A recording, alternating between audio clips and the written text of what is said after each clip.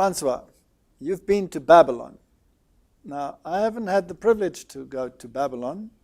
We did try to go to Babylon, and we tried everything possible to enter. We were in the strong car, which eventually decided that it wasn't going to go that route, so we had to get some other form of transport. But they warned us that we wouldn't get through because of all the military activity. Finally, we tried, and when it got very noisy with the clatter of machine guns, we decided to rather call it a day, particularly since the police told us if we don't turn around, there's going to be a problem. And I'd like to ask you, you were fortunate to go there. What was your interest? Why did you want to go to Babylon?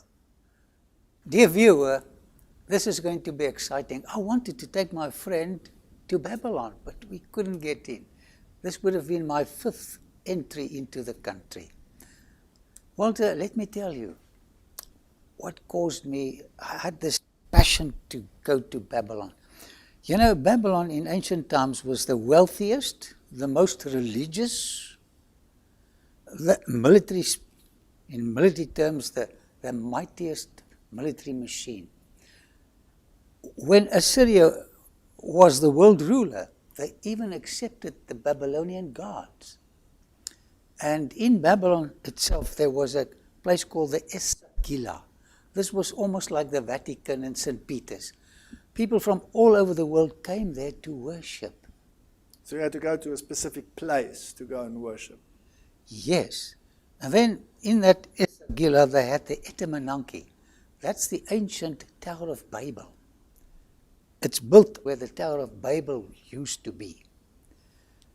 And people would worship there. And right on top, they had the statue of Bel Marduk in gold. So, and the name Bab Ilu, as I mentioned before to you, gate through the system to salvation. And then I discovered in the Sumerian language, Ka Dingera, means exactly the same, the gate to salvation through the system. So the system gives you salvation. But Christ says, I am the door. And we're encouraged to enter into the door, which is Christ himself. So this is a dichotomy of thought there. Yes. There are only 2 religions. The one says you can perform, you can attain. The other one says somebody else performed and attained to what God needs to save you. But that can take us all the way back to the Garden of Eden, where Cain said, these are the works of my hands. They are a perfectly acceptable offering. Here they are. And the other one, Abel, brought the lamb. But the instruction was, from the beginning, that everybody had to bring the lamb because it pointed to the Lamb of God that takes away the sins of the world. So by his obedience, Abel showed that his salvation relied solely upon the merits of the slain lamb, antitypically speaking. Nothing in my hand I bring, simply to the cross I cling. And the more you look at him, the more you realize how a great sinner you are. But the stories in the book, of course, when I was a little boy, fascinated me. That golden image, and especially the story of the 3 friends of Daniel that landed in the furnace, and then Daniel in the lion's den. Man, I love those stories. You know, I like the story about the fiery furnace. Because, you know, we discussed earlier that the devil is the master of reversal. And he has this theory that he's put out in the world that if you are lost, you will go to the fiery furnace, and there you will burn for all eternity. But if you look at the Word of God, God is a consuming fire. If you cling to sin, you will be consumed by the fire. If you relinquish sin, then the fire will do nothing to you. So those three friends, they didn't even have the taint of fire upon them, not even the faintest aroma of fire on them.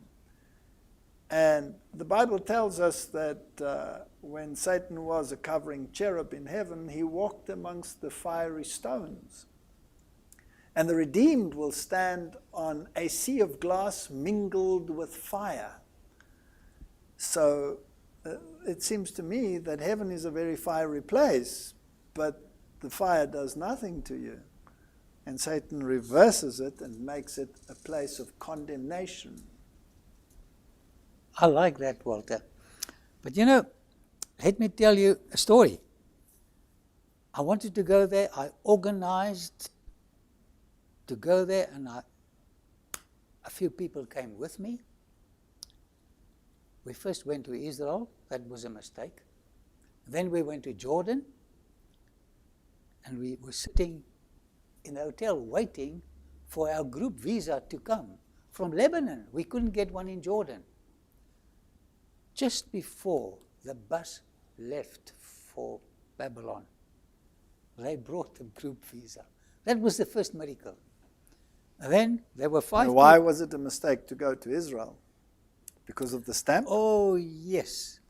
So what happened there, Loretta, my daughter, had suitcase stickers from Israel with the Israeli language on it, the Hebrew language. So before we got to the border, there were 5 Iraqis on the bus. And they said, listen, if they see anything of Israel in your suitcase or on your body, you'll be deported back. And Loretta had these stickers with her, and she got such a fright that she ate it. And then they had AIDS test on us. You pay $50. And I said, well, I'm quite an old man. But they said, no, you must have it. So I had 4 of these tests, Walter. That was a way of earning money, dollars. So after 5 hours, we went through the border, and then we traveled through the desert, where Nebuchadnezzar, when he came from his victory from Carchemish, he chased the Egyptians up to the place called Hamat, and we were there. He had another victory there, and then he chased them right into Egypt, and then he got the SMS, Dad is seriously ill. Come. So he went that shortcut through the desert, and we drove that shortcut, but it's a long cut. It's not so short. And what you see next to the road, man, the ultra cities. It's so cute. And the malls. Yes. You know, the toilets are in such a mess.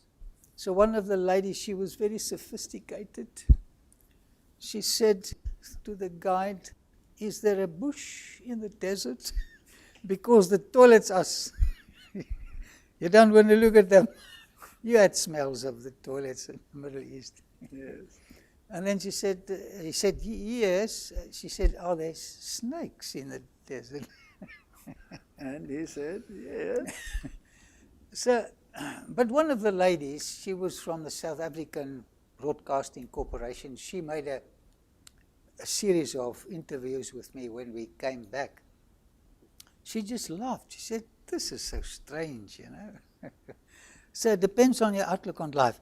I told the driver, when you get to the Euphrates River, please stop.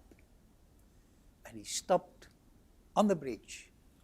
And in Greek, I called out, Eurosko! I found it.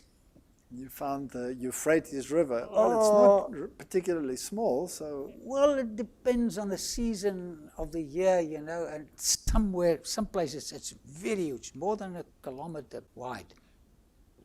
But I realized that here I see the river mentioned in the book of Revelation, and in ancient times, this was the border for God's people, the Euphrates.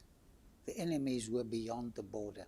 So this meant much to me. Now this name, Euphrates, it has an important connotation in the symbolism of the Bible, because it's not only used in a literal sense, it also represents the people and the multitudes that feed Babylon, for example. So when you're standing at it and you're reading about it in the Bible, there are many things that you have to take into account. Oh, this was so precious to me, so precious to me. Another time we went down to Ur in the Chaldees, and we stopped again at the Euphrates, and Loretta came out, and she flew. She still has the marks, the scars of the fall at Babylon, the Babylon's river, Euphrates. So was she demonstrating the fall of Babylon, or? Man, I think she had something in mind.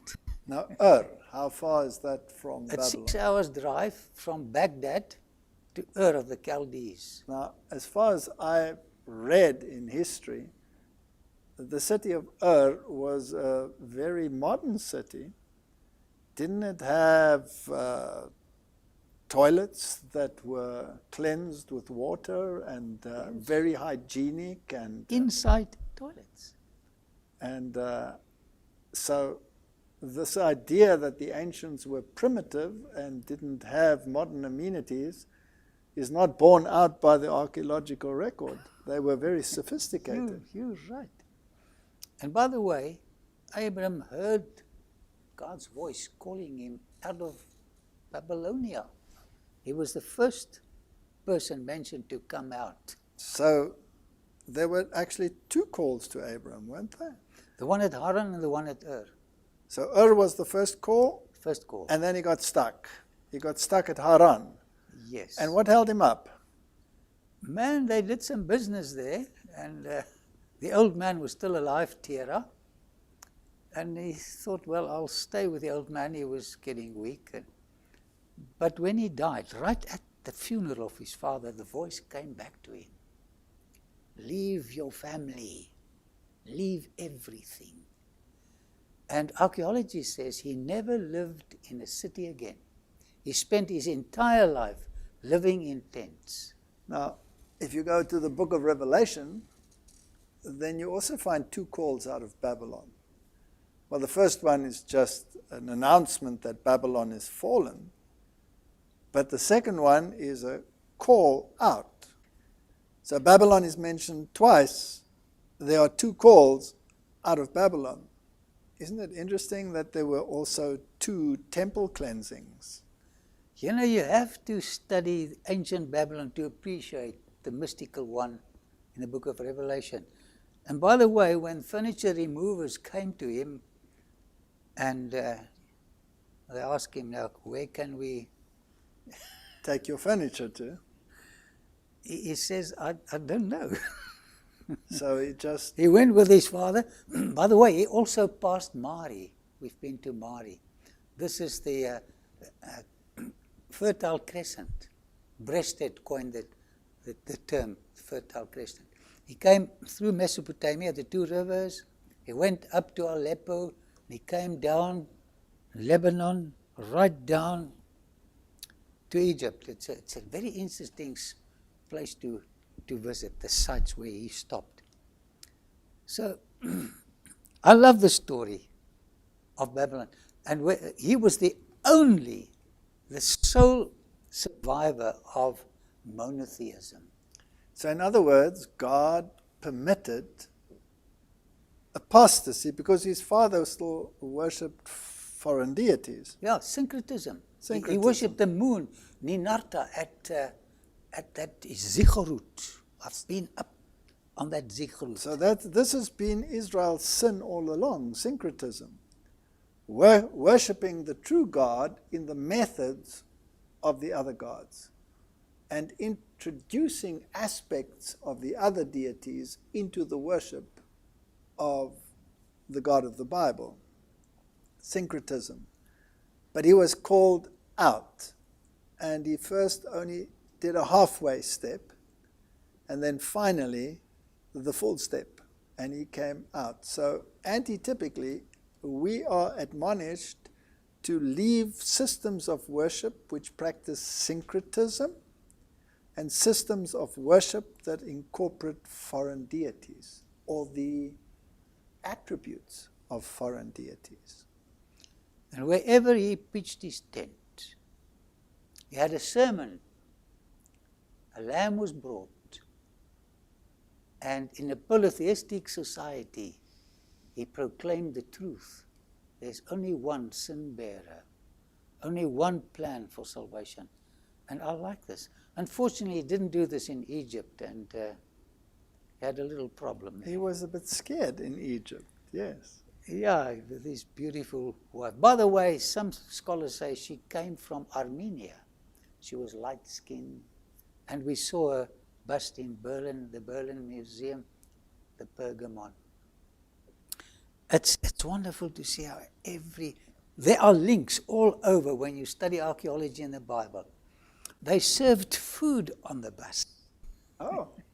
Yes, 1 cucumber, 3 rotten apples, and a few sour plums. Yeah, well. And did everybody get a rotten apple or only some? All of us. And they had a mechanic on the bus as well, because it's during the time when there was an economic boycott from America. So it was an old bus, breaks down, they fix it up, and there we go again. But it was a little different when we got to Baghdad. Man, I couldn't eat a tenth of that big meal. And many statues there. I want to tell you that Saddam was a very loved person by his people. I met a family who accommodated him in their home. He came with his chauffeur, and the chauffeur knocked at the door and said, the president would like to pay a courtesy visit. And they showed me where he sat. And after that, he sent Christmas gifts to the Seventh Adventist Church every year. Oh. So, you know, the media paints a person in a black light and you hate him, but then you get another picture of somebody. But maybe they are practicing Hegelian dialectic, that you have to have a good cop, bad cop situation. You have to have a villain in the story so that there can be a hero. And sometimes there are agendas behind the scenes, in my opinion at least, which call for such a scenario. And I'm wondering whether the same game is not being played with the current leadership of Syria. That's very interesting, Walter. We'll watch this open space. Yes. Well, I had the privilege of sitting next to a sheikh. Just look at that man. I felt so important. He's a little bigger than myself. But I talked to him. You know, the ordinary citizen, they are kind people. It's the politicians up there that cause the problem. Yeah, yeah. And the religious leaders. You're right, there too. So when you come into Babylon, there are 2 things that attract your attention. The first one is this huge painting which Saddam painted for himself. I also took a picture of a painting in Nineveh where he rides a chariot, just like the Assyrians. And here you see a picture full of symbolism. In front of Saddam, you can see Nebuchadnezzar. So he poses as the new Nebuchadnezzar. Now, I just want to ask a brief question here. Babylon seems to be the pinnacle in terms of religion and political power in the ancient world, isn't it so? Whoever controls Babylon is the king of all. Now, isn't it fascinating that this man who depicts himself as the Nebuchadnezzar of his time is deposed by whatever means, and another nation takes the place of Saddam Hussein and rules politically and militarily to this day. Amidst turmoil, but they are in control. So aren't they, in a sense, also the literal military rulers of Babylon? Walter, this is fascinating. I like it. Just throwing in some thoughts to augment what the Bible has to say, particularly when we get to Revelation chapter 13, the second beast. And I remember that Wesley, referring to it just before the time periods mentioned in the Bible come to fruition, says he's not far off. And the attributes are so perfectly aligned to the United States of America, who then, in a sense, literally rule over Babylon in these days. You know, while I looked at that painting, it's huge. You see Cyrus at the other end. So what he's telling us, listen, Cyrus conquered me on the 12th of October, 539. But watch my AK-47s. You will not do it again. But the prophecy said, Babylon is fallen. But the prophecy also said Babylon would never be rebuilt, and it would never be inhabited. But Saddam actually started to rebuild Babylon, but he was halted. Isn't that interesting? Yes. And it's still a museum-like structure. There's nobody that lives there. It is still a haunt for jackals and owls. Yeah. So the second statue that I saw there is that of Hammurabi. Hammurabi was a Babylonian, but he's got a Sumerian name. And that means, calm down, my lord. So whenever you want, your wife wants you to calm down, she must just say, Hammurabi. And it's nice to hear something in Sumerian language. And by the way, that image was captured by Xerxes, the Ahasuerus of the Bible, from Susan in Iran, and taken to Shushan, and it broke in 3 pieces. And the French discovered it there, mended and took it to the Louvre, and we saw the Hammurabi's law code. Now, Francois, this great Babylonian edifice that will never be rebuilt and was such a powerful institution, typologically, when God destroys antitypical Babylon, it will never be rebuilt. I like this. It will never exist again. And if you cling to Babylon, then you will be destroyed together with Babylon. That's why God says, come out of her, my people.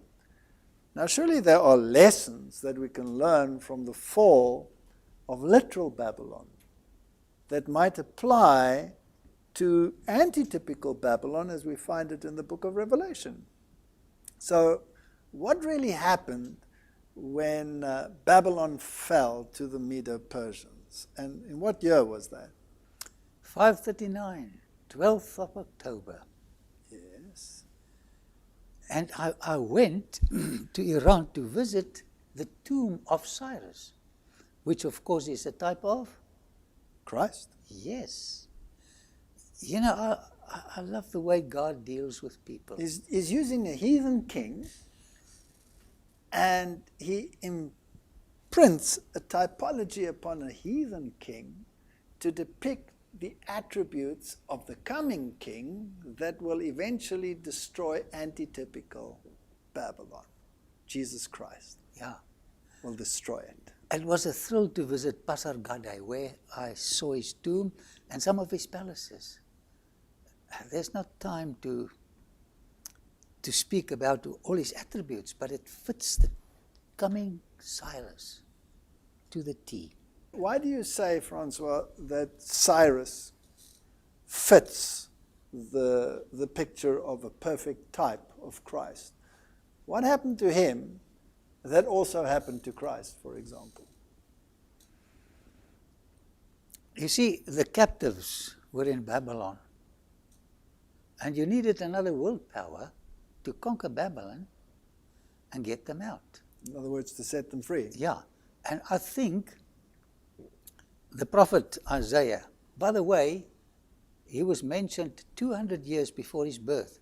His name was mentioned. And then the prophecy, the river would dry up. And I think they were watching that Euphrates.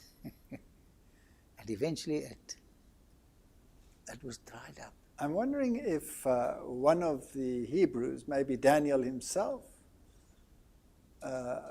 brought that manuscript and showed the conqueror, excuse me, but here you are written in the book. And that might have endeared the book of the Hebrews to this new ruler. You're perfectly right. Josephus, in his book, The Wars, mentions the fact. So Daniel was still there in the banquet hall when he came in. And Josephus says he showed him the prophecies concerning him and his interaction with the Jews and how he would free the captives to go home. There was also the story that he was to be destroyed, just like Jesus was to be destroyed as an infant. And all of those interesting things that are parallel. Yeah, it's interesting. The devil also studies prophecies. He's a master at it. Yes. So he read Isaiah, and the oracles, says history, spoke to Astyages, the king of Ecbatana, the capital of the Medes. And the oracles told Astyages, by the way, his father Sennacherib was part of Nabopolassar and Nebuchadnezzar when they destroyed Nineveh. So the oracle said, listen, somebody by the name of Cyrus would be born into your family. Kill him. But in our next episode, I'll carry on with this fascinating let's move on. Story. What's interesting, Cyrus was also called sun in Farsi. Yes. And Nabonidus was a co-ruler of Belshazzar in Babylon. And he started to worship Sin. That's a Babylonian name for the moon god. Or Ninarta, as the So Sumerians Nabopolassar was a moon god worshipper. No, Nabonidus. Nabonidus. Nabonidus. Oh, Nabopolassar was his father. Nebuchadnezzar's father. Yeah. And he thought by changing his religion and worshipping the moon. By the way, the moon was a very popular deity in those days. And he thought by worshipping the moon, he would defeat Cyrus, the sun, who was threatening to destroy his kingdom. But if you could read Isaiah 44, 27 and 28, this is a marvelous prophecy which was fulfilled, and you can write about it in the Isaiah chapter 44, verse 27, 28, and then 40, 45, verse 1 and 2. Listen to this. Verse 27 says, who says to the deep, be dry, and I will dry up your rivers? Who says of Cyrus, he is my shepherd. Shepherd. So there you have There's another only type. one shepherd, yeah. But he's going to do the work of a shepherd.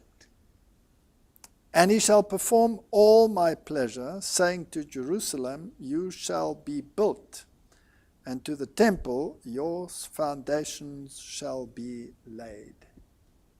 200 years before his birth, God predicted this. And also he said to the Euphrates, be dry. This is interesting. This is interesting.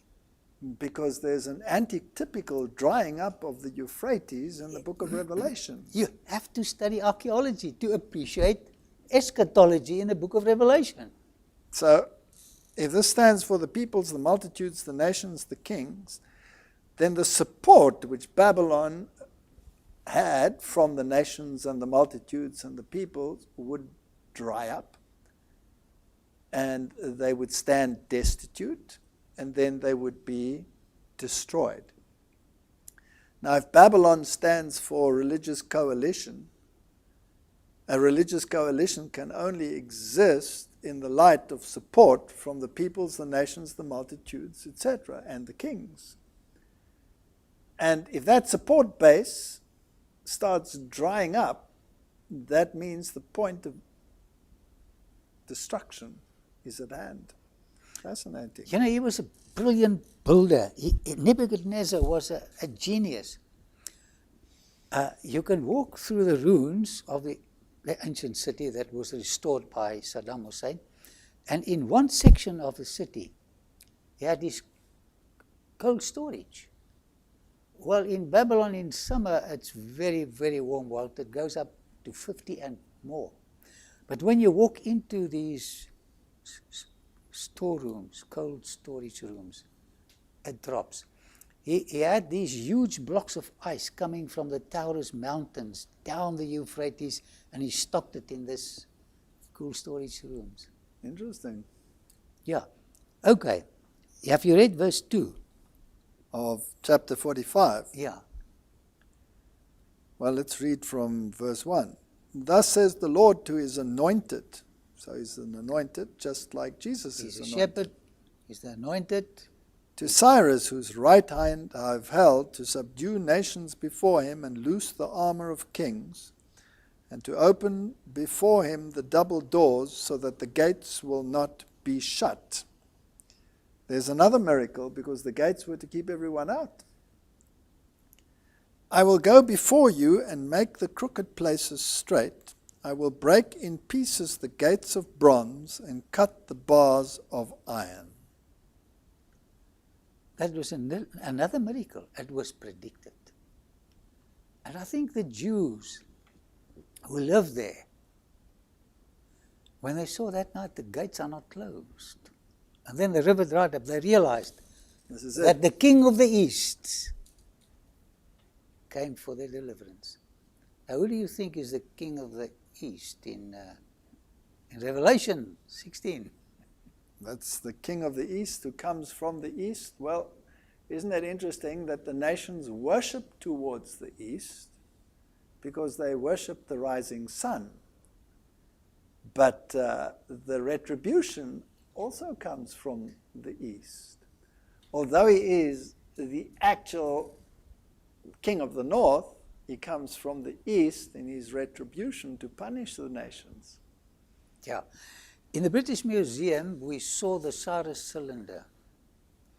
And when you read the Cyrus cylinder and you read the fall of Babylon in the Bible, Walter, it's one and the same. It's one and the same. You know what fascinates me, Francois, is that Babylon is the ultimate symbolism used for false religion. Because that's also the place where everybody was united in apostasy towards God, when God confused the languages at the Tower of Babel. So Babylon, the Babylonian religion, is the core of opposition to God. And they also had male, female, and an offspring in their deities. So they had a mother and a father and child worship. That was the Babylonian religion. Now, although Cyrus is a type of Christ, only in the sense that he frees the people, sets the captives free, destroys Babylon, the religion that was practiced is also a false worship system. It's also a system of sun worship, Mithraism. And the antitypical Babylon that we find in the book of Revelation will have Babylonian components. So it'll have father, mother, child in its worship system. But it will also incorporate the system of worship that the Medes and the Persians brought with them, Mithraism. Now, I find it fascinating that Catholicism qualifies on both levels because its structure upon which it is built, its plan, is based on Mithraism. But the core is the same as it was in Babylon, and you also have this God-king aspect, who is not only the head of the religious realm, but also of the political realm.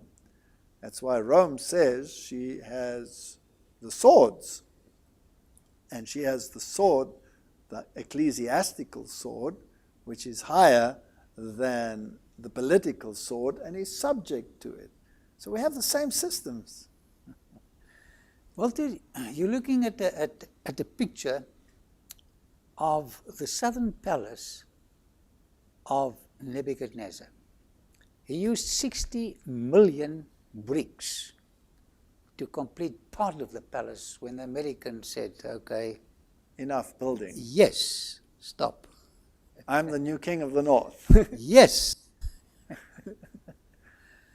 But it's awful, not awful in a bad sense. Awe-inspiring. Yes, when you walk through it, and you realize Daniel walked here. This is in prophecy, a type of the antitypical Babylon. And the next slide shows the banquet hall where 1,000 VIPs met. Now, that's without their wives. So put on another 1,000. How many waiters do you have there?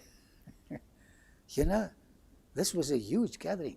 By the way, people doubted this until they discovered a throne base at Nineveh by King Ashur-nasir-pal.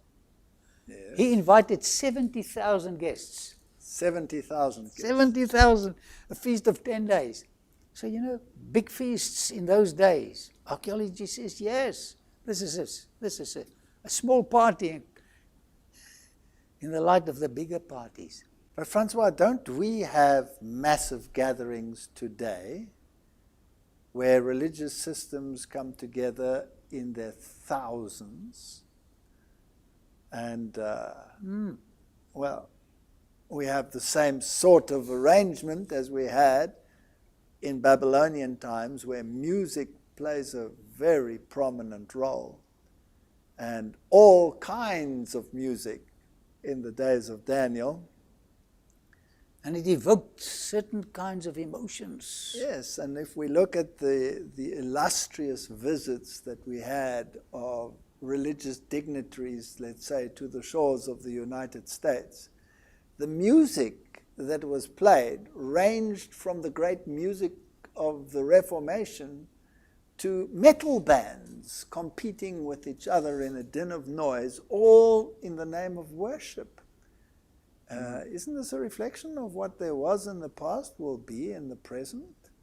Yes. And that if you use this music in a certain sense with asyncretistic music, it puts people into an altered state of consciousness, so that whatever is said and whatever they experience bypasses the cognitive and only affects the emotion. And then emotion becomes the pinnacle of religion, rather than emotion subject to rationality. Paul says, when I sing, I will also sing with my mind. In other words, God doesn't bypass the cognitive, the rational. The devil doesn't want us But to think. other religions or religious systems seem to have a system where the music is repetitive until the people are in a state of euphoria. And that is considered a special religious experience. Isn't that part of Babylonian worship? Isn't that worshipping the true God in the form and structure of ancient Babylon? Isn't that what syncretism was all about? This is tremendous. So there must have been a big band in the Vale of Dura. By the way, Dura means fortress. Yes. So that That gathering was right inside Babylon. So they probably had different genres of music going on at the same time. Yeah, and it encouraged the people to fall down and worship this false god. I like what you say. Now, Walter, another thing that I discovered there was the throne room where Nebuchadnezzar sat on his throne. By the way, they had mobile thrones.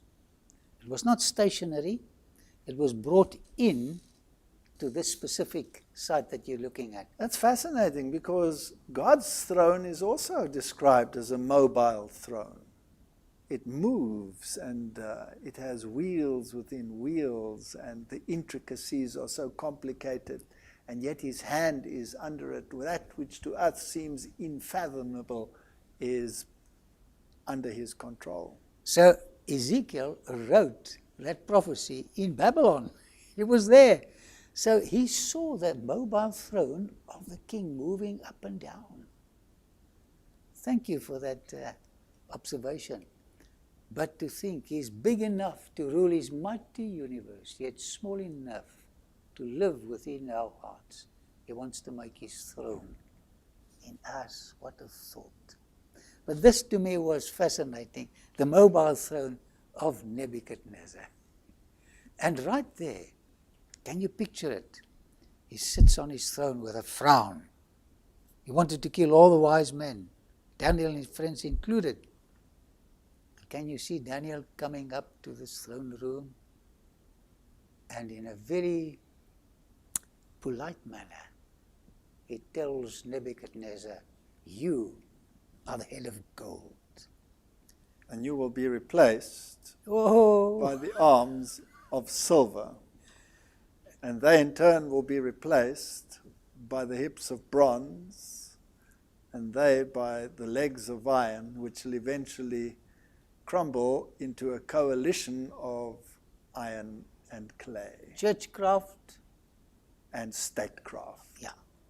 So there you've got the Antichrist in the feet already. And Daniel 7 just expands on it, 8 and 9, and then the book of Revelation. If you look at that statue is actually quite fascinating. There's the head of gold, which represents Babylon. That is the head. That is the core and the essence. Then you get the Medo-Persians. There are two elements there.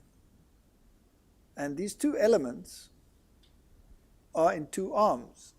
And it's fascinating that if you look at that political system, that the Medes and the Persians weren't equally yoked when it came to the aspects of rulership. The one was more spiritually inclined in terms of rulership, and the other one more politically inclined. So it is also a symbol of church and state working together. And then you get the hips of bronze, which are unitary, and then you get the legs, which again are two. So you have an eastern and you have a western leg. And isn't it interesting that the world is split into the eastern form of religion, which you find in the Greek form of religion and the Orthodox religions, and then the western one, which is Catholicism. You also have that double split. But let's continue what you were saying. At this very site that we're looking at, Daniel explained to him that the vision concerns the second coming of Christ. I wonder his facial expression at that moment.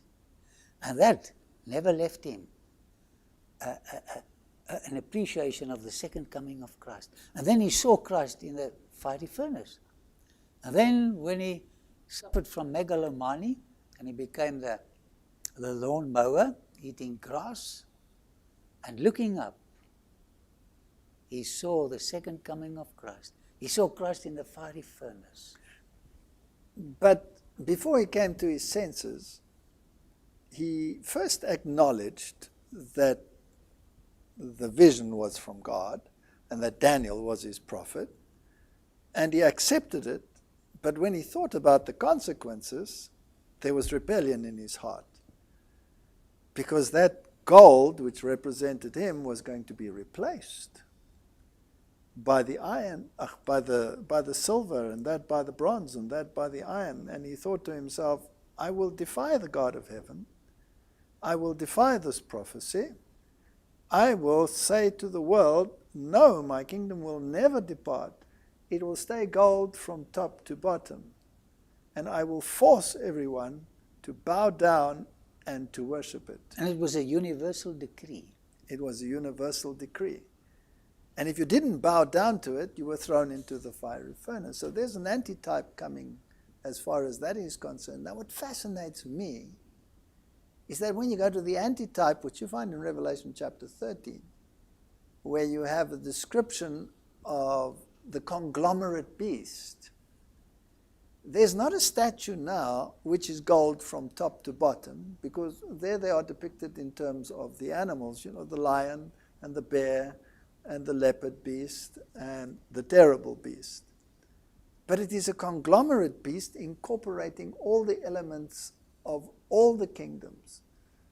So if we look at modern Catholicism, for example, you have the Babylonian aspects, the various saints, the various structures, which you find in Mithraism as well.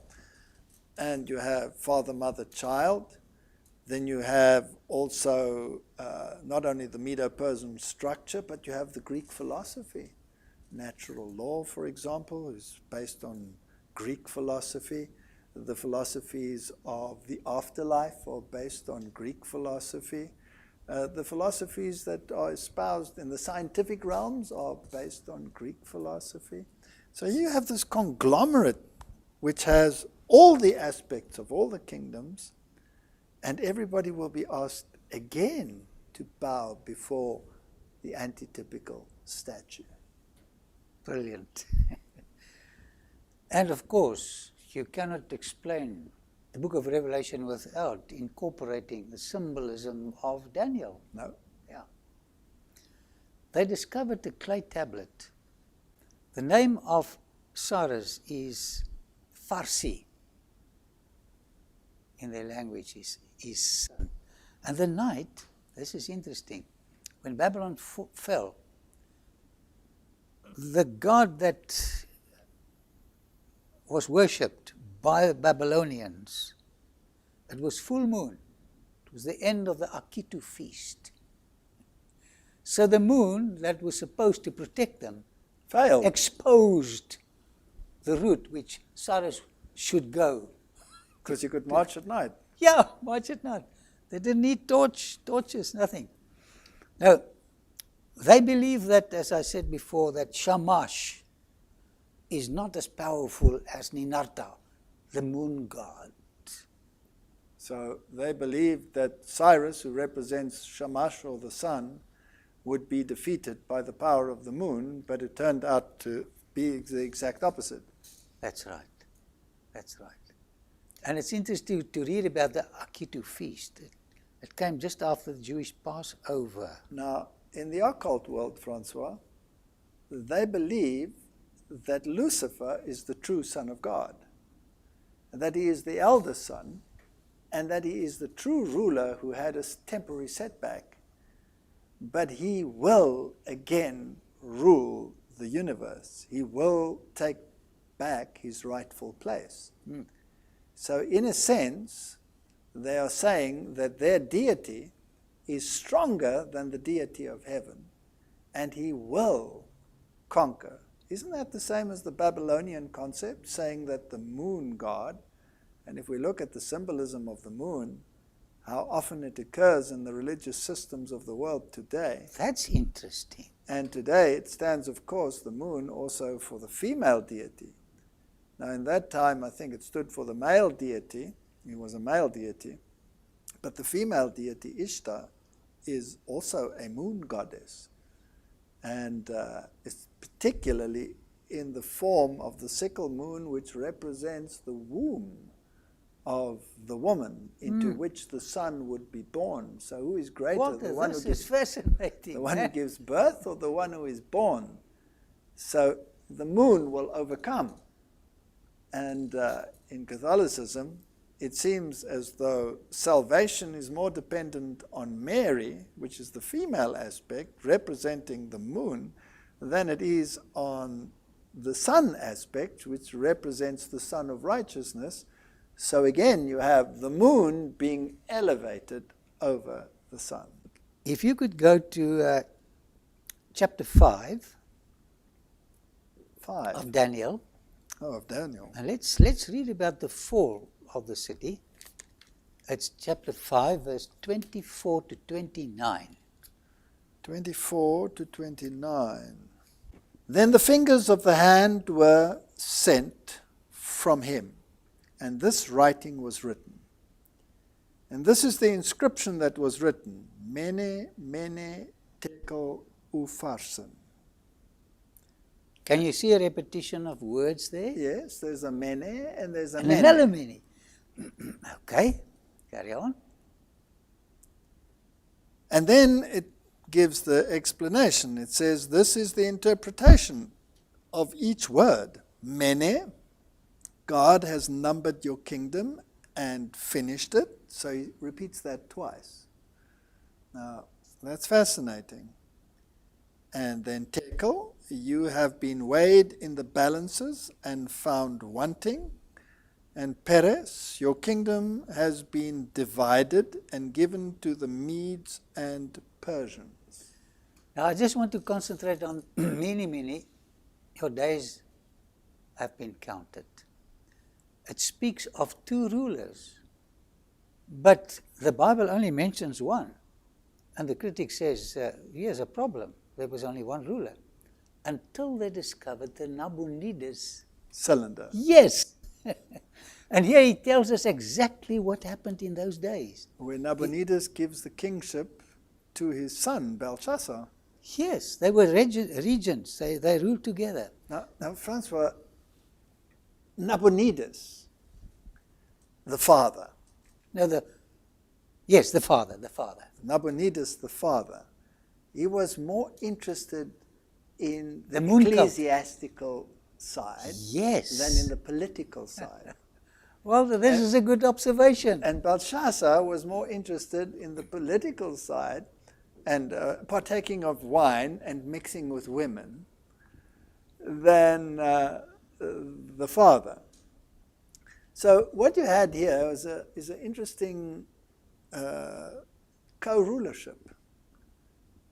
And do you think we could find something like a Mene Mene in the end times as well, where you have... Walter, what a discovery.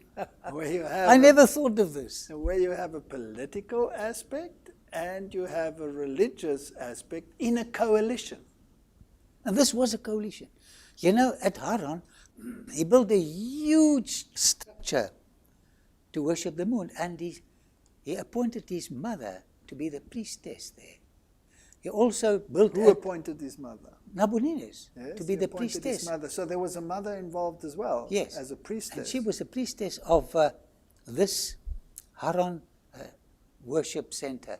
And also they discovered at Ur of the Chaldees, he also worshipped the moon over there. So he promoted the moon cult. Now, women as priests were very prominent. Now, we're on very dangerous territory here. Perhaps I should leave it just there. Continue. So, and here you're looking at some more of the finds of Nabonidus. Any other discoveries you made there in Babylon? Man, I made something tremendous here. I want to show it to you. You're looking at the procession way. Saddam Hussein restored 180 meters of the procession way. Now, in the Pergamon Museum, you see the procession way, a part of it. Calderway, the great German archaeologist, transported the glazed tiles to the Pergamon. And there you can... So the sands actually protected those glazed tiles and they came out immaculate? It's amazing how God preserved those things so that we should have faith in the Word of God. Yeah. So once a year, the king celebrated his inauguration as king. And then he did something interesting. They got Bel Marduk from the Etemenanki and they brought him down to the entrance of the procession way. And then they went to Bir Nimrud, not far from there, and they fetched the god Nabu, and they were placed at the beginning. Any interesting attributes about these two deities? Well, Nabu is the same as the Logos. In the beginning was the Word, and the Word was, that's also Logos in Greek. So he was the god of literature.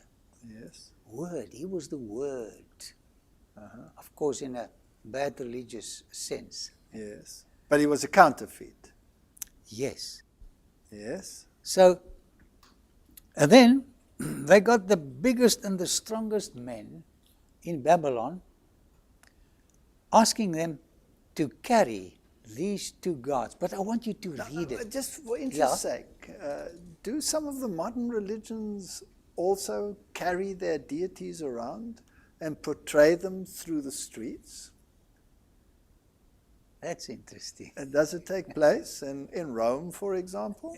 Walter, And right. in the old days, they even, well, not so old days, as far back as Vatican II, which opened the door for the incorporation of all religious systems into the one big happy family.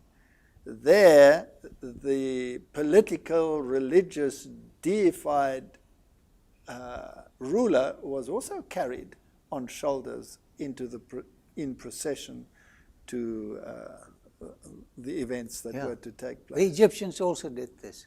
Exactly. So Walter, they are still, Saddam wanted to restore this Easter gate, but this is where the two gods met. And then the strong men of Babylon carried them for 1.5 k's to the Esagila, the Vatican city in those days, to the Etemenanki, the Tower of Babel. But they couldn't carry these weighty gods too far. Then they collapsed. It's like a grudge. You know, if you have a grudge weighing 10 pounds or 5 k's, tomorrow it's a few tons. Everything gets more heavier as you carry them. So, and now Isaiah saw this in vision.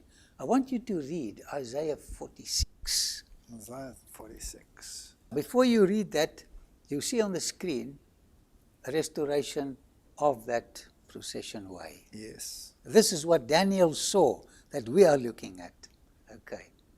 Baal bows down, Nebo stoops. Their idols were on the beasts and on the cattle.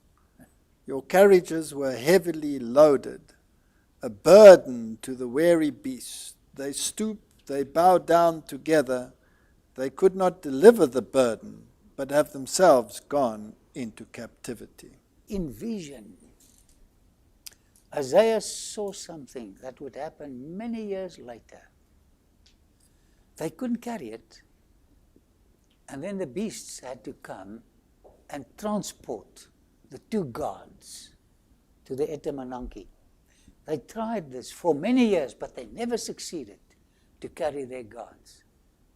What does verse 4 says? Verse 4 says, even to your old age I am he, and even to your gray hairs I will carry you. I have made you, and I will bear, even I will carry and will deliver you. So here we have this contrast between false religion and true religion. Wonderful, you've got it. False religion carries its deities and has images and bows down to them and has them in procession through the streets and has special places of worship where you receive special graces in the form of indulgences when you go there. And true religion, in an omnipresent God, doesn't have to go to a particular place, spend a fortune to go there, but can find the deity of heaven as close as your closet and your very environment in which you exist at any moment in time. Isn't it marvelous to serve a God where you don't have to buy an expensive ticket to go and see whether you can have a meeting with him, but you can just go down on your knees and talk to him at any stage. And if you are wearied and heavy laden, you're never too heavy laden for him to carry you. I like this. And dear viewer, what Walter said is so true. If you are worshipping a religion which tells you to get to perfection, you will drop eventually. But if you allow God to carry you, you will reach heaven. So relax and let God take care of your salvation. Well, thank you for that. I want to tell you something else, man. When I stood there, I thought of Loretta. It says he will carry us until old age. When Loretta was born, she was a premature, but in those days the nappies were not waterproof. And on a Sabbath morning before... I don't think the Americans will know what you're talking about. I think you use the word diaper. Okay, diaper, thank you. If we have Americans looking at this. And when she sat on my lap, I suddenly felt heat, something warm, and I realized... You were getting a gift. And then she would vomit on my black suit, with a white spot here. But, she was in my hands, making a mess in my arms.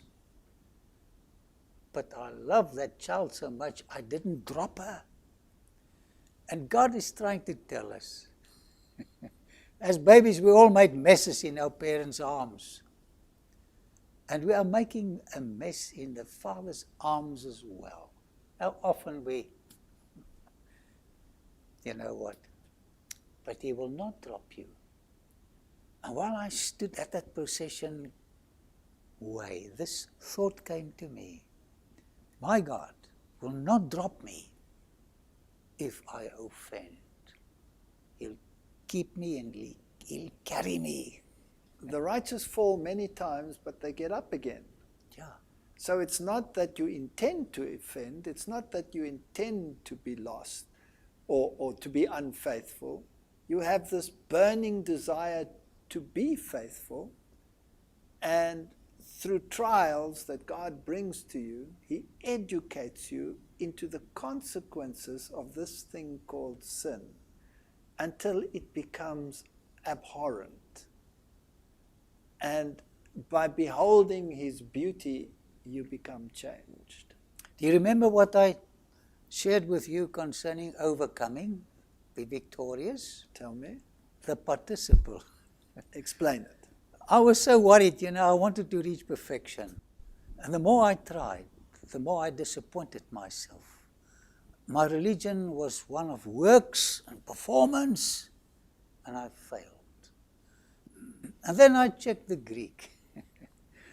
And overcoming in Greek is the participle. It's like walking, singing. It's a process where you strive to overcome. But you sit with this terrible, fallen human nature. I like the way Luther puts it in Latin. Simul, justice, et peccator. Simul is a word also in English. Simultaneous. Justice. Yes. Good. Luther says, at the same time you are saved, and at the same time you are lost. So you are justified by grace, but you have a fallen nature which is covered by the righteousness of Christ. And you have to crucify that fallen nature. Every day. Yeah.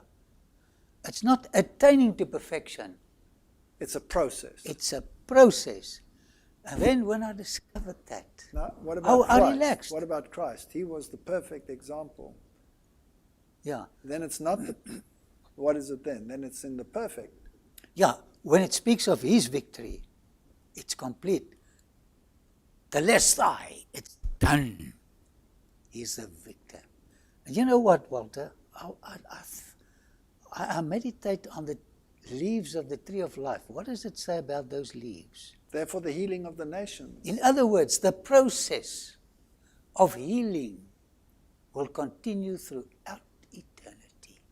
And we will grow into the full stature of men and women in Christ. But the process has to start here. Yeah. And I cannot relax and say there's no consequence to my decision to follow Christ. I have to say, here I am, take me. I have to open the door and say, come in. Now Christ cannot come in if it's a mess in there. And I am not capable of my own strength to get rid of the mess, so I invite him to come in and clean up the house. But tomorrow the house will be dirty again. But Paul says, I have to die daily. Yes. So only at the second coming, this fallen nature will be gone. Can you imagine? No conflict in your mind. Living for eternity with lovely, kind people. You can trust anybody there. I think it will be a marvelous place to be. God wants you in a better place soon. Let him gain the victories for you. Keep on confessing. Keep on getting up when you've fallen down. Walter, I must tell you in closing, I went to the Adventist church in Baghdad. It's a beautiful place. A beautiful place. And I saw one lady with a funny nose. It looked different to the ordinary Iraqi people. Was it a funny nose or was it an interesting nose? Okay, let's say an interesting. Thank you for correcting my grammar. English is my second language and I battled to talk to you in English. But I want to tell you more about this lady in our next lecture. How this was the couple where Saddam Hussein visited them. Oh. And she was an Assyrian. And you have pockets of Assyrian churches worshipping God and Christ. I was so surprised when I got this news. But this was a tremendous experience in the church. They asked me to preach there, and I spoke of Daniel to the Babylonians. Walter, in closing, tell us about a storm is coming, relentless in its fury. I believe that we are on the precipice of this world's history, and that momentous decisions will have to be made by every individual on this planet. Just like Israel of old had to make a decision. Are they going to accept the Messiah, the true Messiah, who had been prophesied and whose very time had been prophesied in the book of Daniel? Were they going to accept him or were they going to reject him? They chose to reject him. We have no king but Caesar. And eventually, they even chose to eliminate his followers. And they started the process in the stoning of Stephen. And probation closed. And the terrible consequences of the destruction of Jerusalem was upon them. And I believe that the antitypical world that we are living in here is about to make the same mistake. If we say all deities are equal and we can be in a coalition of religions, as long as we don't mention the name of Christ, then we are also saying we have no king but Caesar. Now there's a literal Caesar with the literal connotations of that literal Caesar. Literal Caesar had the title Pontifex Maximus. There's another Caesar ruling today who has the title Pontifex Maximus. Came from Babylon, then to Pergamon, and then to Rome. And he sits on a great white throne and says that he is God. And it seems as if all the religions cannot wait to gather in Rome. And now we have a unity coming of Protestant churches, evangelical churches, and the great religious systems are already in union and have decided to form this great coalition of the unity of religions. Assisi is the meeting where all the religious systems, including the atheists, come together. And it seems as if the morality of this antitypical Caesar is being accepted as the norm and the standard of morality in the entire world. I'm fascinated that he made a speech the other day in which he likened the disciples and Jesus to ISIS. This is rather an astonishing thing, not literally in the sense like I'm saying now, but in the sense that ISIS wanted to conquer the world with their religion. So the disciples also wanted to conquer the world with their religion. That's a poor metaphor. It's a very poor metaphor, because the disciples never beheaded anyone who didn't accept this invitation. Neither did they blow up anyone who didn't accept this invitation, because Christ has a religion of freedom of choice. But it seems as if everybody is storming to the gates of Rome to accept this new king called Caesar.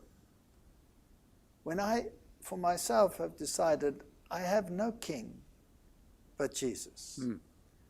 I cannot wait for the theocracy that is coming.